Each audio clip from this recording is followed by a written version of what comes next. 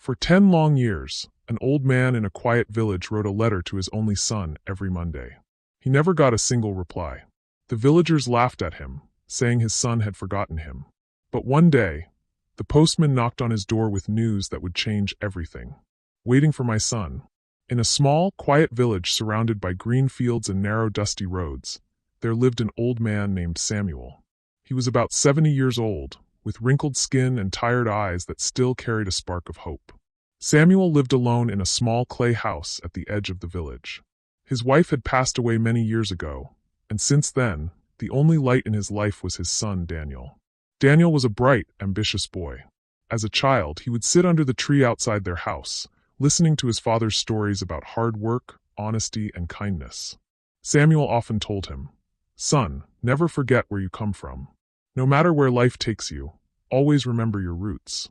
Daniel would nod with a smile, but he had big dreams. Dreams far bigger than the small village where they lived. 10 years ago, when Daniel turned 20, he decided to leave the village to find work in the city. He promised his father that one day he would return and build a better life for them. Samuel had hugged him tightly that morning, hiding his tears as he waved goodbye. He never thought that goodbye would last this long.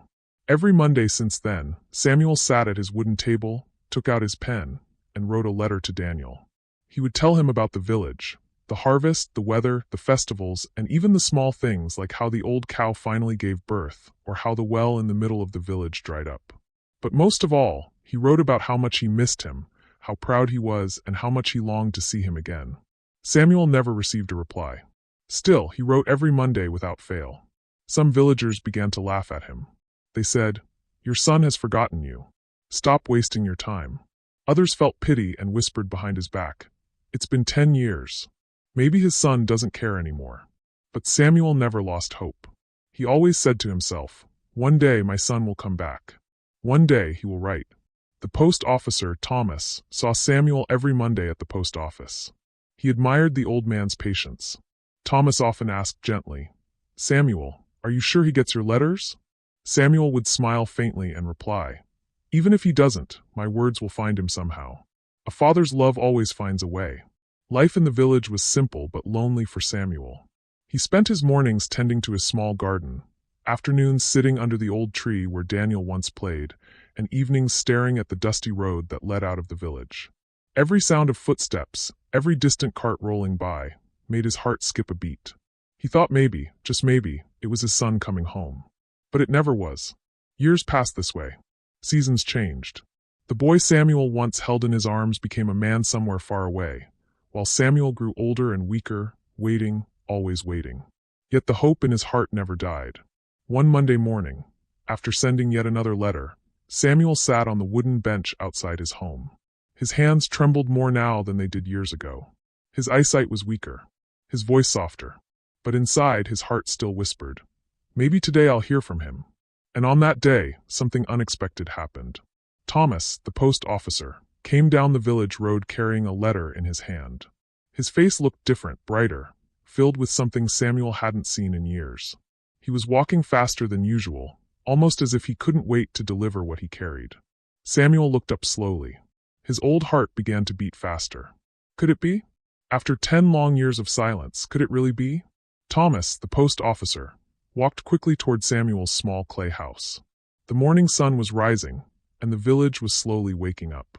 Children ran with sticks on the dusty road, women carried water pots, and farmers were already heading toward their fields. But all of them stopped for a moment when they saw Thomas rushing toward Samuel's house. It was unusual. Normally, Thomas delivered letters slowly, chatting with people on the way. "Why is Thomas in such a hurry?" one of the women asked, her voice curious. "Maybe it's about Samuel," another whispered. "But Samuel never gets letters, he only sends them." Samuel sat quietly on his bench, his old hands folded together, his eyes following Thomas as he approached. His heart raced, but he tried to calm himself. "Don't expect too much, old man," he thought. "It could be just another letter from the government, or some news from the city." But then Thomas stopped right in front of him, breathing heavily from the quick walk. His face was glowing with excitement. "Samuel," Thomas said softly, "I have something for you today." Samuel's eyes widened. "For me?" His voice cracked. "Yes, old friend." "For you," Thomas replied, handing him the envelope. Samuel's wrinkled hands shook as he reached for the letter. He had not touched an envelope with his name on it in 10 years. For a long moment, he just held it against his chest, afraid to open it, afraid it might disappear like a dream. The villagers slowly gathered around, curious to see what was happening. They all knew Samuel's story. Some had mocked him before, but now even they stood quietly waiting. With trembling fingers, Samuel carefully opened the envelope. Inside was a folded sheet of paper, and when he unfolded it, his eyes filled with tears. The handwriting was familiar, messy yet strong. The same handwriting he had seen on Daniel's school notebooks when he was a boy. "My son," Samuel whispered. His voice broke. He could barely read through the blur of tears, but he forced himself to keep going. The letter said, "Dear Father, I know you must be angry at me. 10 years have passed and I never wrote back. But believe me, not a single day went by when I didn't think of you. Life in the city was harder than I imagined. I worked day and night, sometimes without food, sometimes without a place to sleep. Many times I wanted to write, but I was ashamed. I wanted to make you proud, but all I could send you was my silence. Father, I don't know if you'll forgive me, but I never forgot your words. Always remember your roots. I carried them in my heart like a light in the darkness. I have saved enough now, and I am ready to return. I am coming home soon. Please wait for me a little longer. Your son, Daniel." Samuel pressed the paper to his heart and wept. 10 years of loneliness, of unanswered prayers, of endless hope and waiting. All of it poured out in his tears. The villagers stood in silence, many of them with tears in their own eyes. They had doubted, but this letter was proof. Samuel's love had not been wasted. Thomas gently placed a hand on Samuel's shoulder. "I told you, didn't I? A father's love never goes unanswered. He's coming back, Samuel." Samuel nodded, unable to speak. His whole body shook, but this time it wasn't from sadness, it was from joy. That night, Samuel lit the old oil lamp in his house and read the letter again and again. He traced every word with his finger, as if he was touching his son through the paper. He couldn't sleep. His mind was full of memories, Daniel's laughter, his small hands holding his own, his young voice saying, "I'll make you proud, Father." The days that followed were filled with new life for Samuel. For the first time in 10 years, he walked through the village with a light in his step. He cleaned the front yard of his house, repaired the broken wooden fence, and even planted flowers near the door. When people asked why he was working so hard, he smiled and said, "My son is coming home." Some villagers still doubted. "It's just a letter," they whispered. "Who knows if he will really come?" But Samuel paid no attention. His heart was awake again, and that was enough. Every morning, Samuel sat under the old tree and imagined Daniel walking down the road with a smile on his face. Every evening, he looked at the horizon and whispered, "Come home soon, my son. I'm waiting." The days felt both long and short. Long because his heart ached with impatience. Short because hope made every moment brighter. One evening, as Samuel sat outside watching the sunset, Thomas stopped by again. "Any news?" Samuel asked quickly, his eyes shining with expectation. Thomas shook his head. "Not yet, but don't worry. If he wrote once, he will write again, or he will come." "I know it." Samuel smiled. "Yes, he will. I can feel it." For the first time in many years, Samuel began to dream again. He dreamed of sitting at the table with Daniel, sharing a meal. He dreamed of hearing his laughter echo in the house once more. He dreamed of walking side by side down the road, father and son together again. He had waited 10 years. Now he believed his waiting was almost over. After receiving Daniel's letter, Samuel's life changed completely. For 10 long years, his days had been heavy with silence, but now each morning began with hope. He woke earlier, worked harder, and smiled more often. The villagers noticed the difference. "Look at old Samuel," some said. "He walks as if he is 20 years younger." "It's because of that letter," others replied.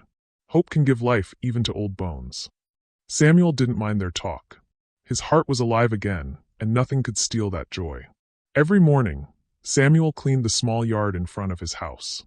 He swept away the dry leaves, repaired the cracks in the walls, and polished the old wooden bench where he used to sit with Daniel. He even painted the small wooden door with leftover paint he had kept for years. His neighbors watched in silence. Some smiled at his effort, some shook their heads.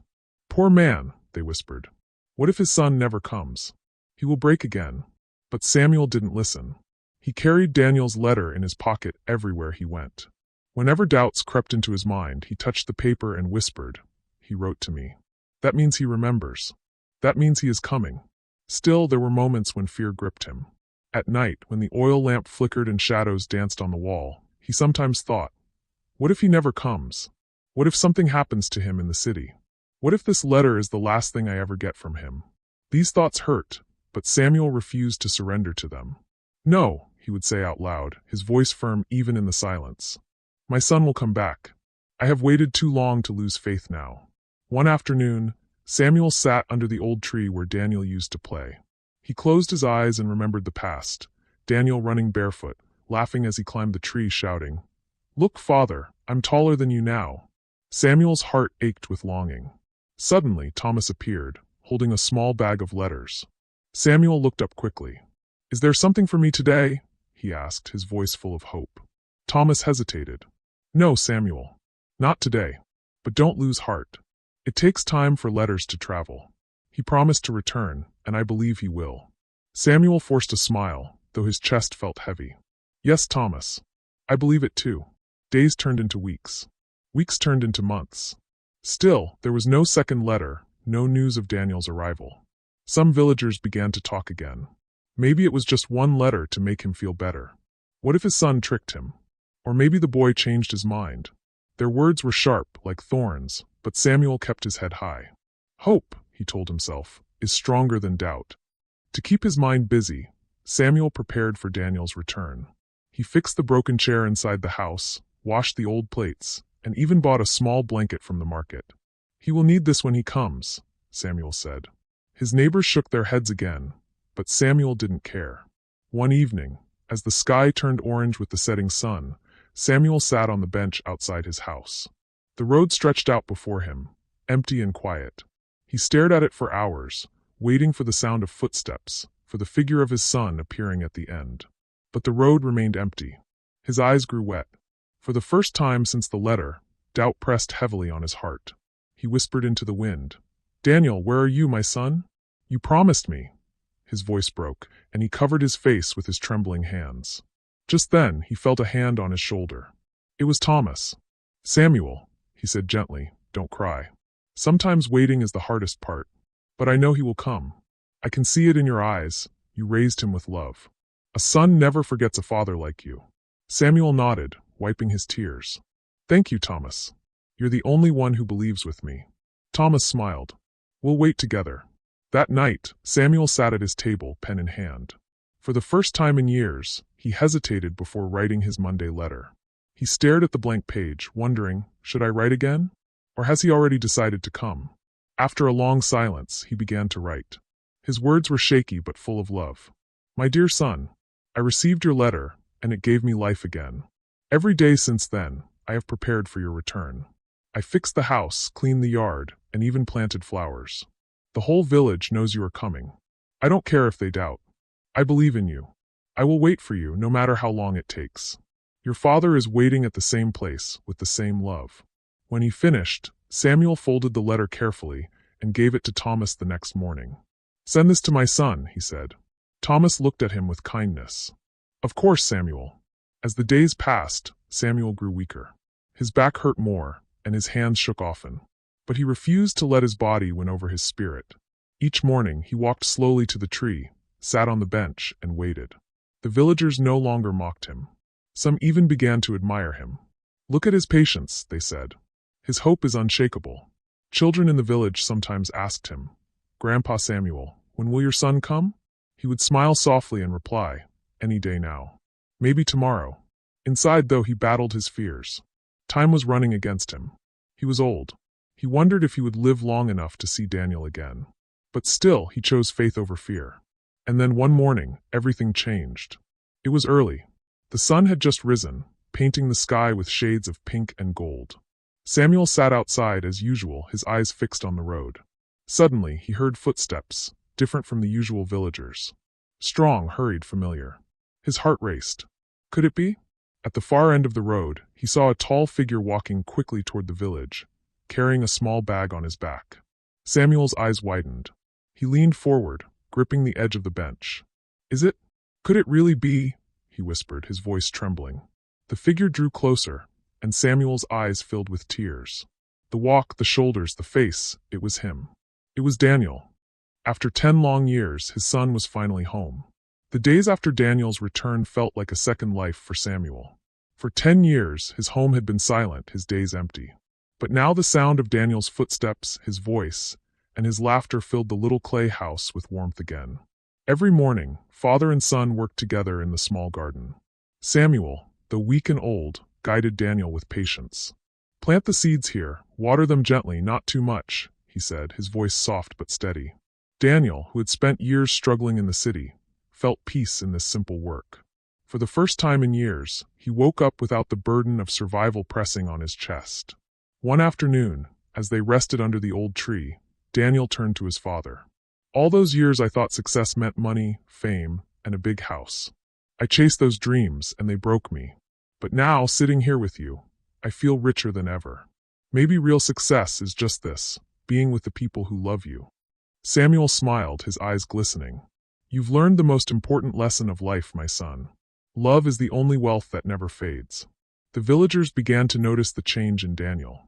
He was no longer the boy who had left with big dreams and empty hands. He had returned a man, humbled by hardship, shaped by struggle, and grateful for love. Slowly, the same villagers who once mocked Samuel for waiting started to respect him. One evening, a young man from the village named Aaron came to Daniel. "I heard you lived in the city for 10 years, Aaron said. "I also dream of leaving this village.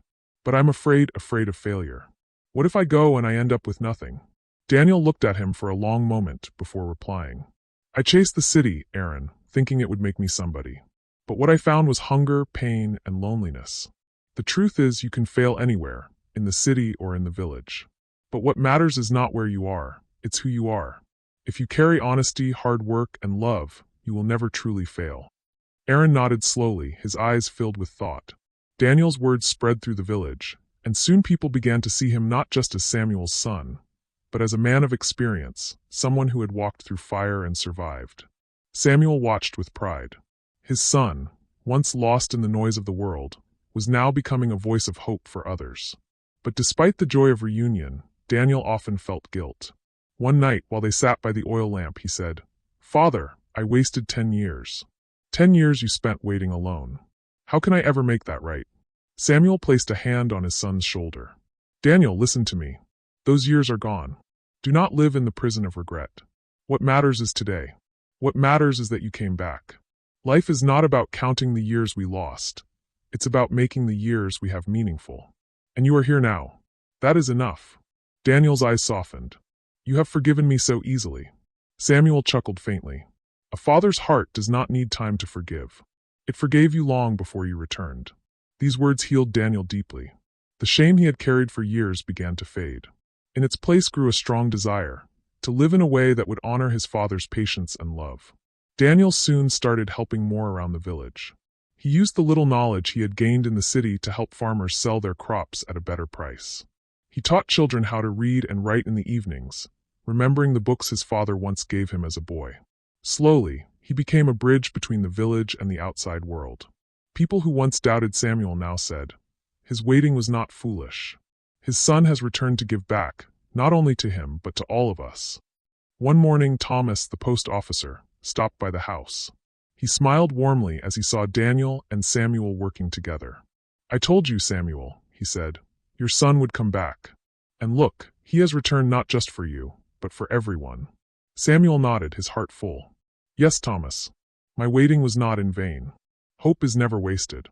Daniel looked at Thomas and said, "Thank you for always standing by my father. He told me how you encouraged him when others doubted. You are a true friend." Thomas smiled. "I only did what was right. But now it is your turn, Daniel. Show this village what love, patience, and hard work can do." Daniel promised, "I will." That evening, Daniel and Samuel sat outside, watching the stars. The night was cool, and the crickets sang softly. Daniel looked up at the sky and whispered, "Father, I don't deserve your love, but I will spend the rest of my life proving worthy of it." Samuel turned to him, his eyes glowing in the moonlight. "You don't need to prove anything, my boy. You are my son, that is enough. But if you want to live with purpose, then give to others what I gave to you: love, patience, and hope. That is the way to honor me." Those words became Daniel's guiding light. From that day on, he worked not just for himself, but for his father, his village, and everyone who needed hope. And Samuel, though old and fragile, felt stronger than ever. His years of waiting had turned into years of blessing. He often whispered to himself, "I waited and I received. My son is home. My life is complete." Time, like the river near the village, kept flowing. Weeks turned into months, and the bond between Samuel and Daniel grew deeper each day. For 10 years, Samuel had lived with silence, but now his house was full of conversation, laughter, and love. Daniel had become not just a son to his father, but also a son to the entire village. He helped the farmers sell their produce at fair prices, he taught the children in the evenings, and he encouraged the young people not to run blindly toward the city, but to build something meaningful where they were. Dreams don't live only in tall buildings, he told them. Dreams live in your heart. If you carry honesty and patience, you can build your future anywhere. The villagers respected him, but they respected Samuel even more. This old man's faith brought back his son, they said. His waiting was not wasted. His patience gave him a reward greater than anything else. Yet, beneath the joy of reunion, Samuel's body grew weaker. His hair, already white, now seemed as thin as clouds. His steps became slower, and his voice softer. Daniel noticed it, and it pained him. One evening, as they sat together under the old tree, Daniel asked, "Father, are you afraid of growing weaker?" Samuel smiled gently. "No, my son. I have lived long. I have seen sorrow and joy. But my heart is full now because you came back. When a man's heart is full, he fears nothing." Daniel lowered his head, tears forming. "I wish I had come earlier. I wish I hadn't wasted so much time." Samuel lifted his son's chin with his trembling hand. "Do not say that. You came when you were ready. And I waited because love waits. Don't cry over the years we lost. Celebrate the days we have." Those words stayed with Daniel. From then on, he never let a day pass without spending time with his father, sharing stories, walking with him, or simply sitting in silence, enjoying each other's presence. But as time passed, Samuel grew frailer. One morning, he could not rise from his bed. Daniel rushed to his side. "Father, should I call the doctor?" Samuel shook his head. "No, my son. My time is near. Don't be afraid." Daniel held his father's hand tightly. "I can't lose you now, Father. We just found each other again." Samuel's voice was weak, but his words were steady. "Daniel, you never lost me. Even when you were far, I carried you in my heart. And when I am gone, you will still carry me in yours. Love never dies, my son. It only changes form." Tears ran down Daniel's face. "Father, what will I do without you?" Samuel smiled faintly. "You will live. You will love. You will guide others. Remember what I always told you. Never forget where you come from. Teach this to others. Live this truth. That will be my legacy through you." Daniel pressed his forehead against his father's hand. "I promise, Father.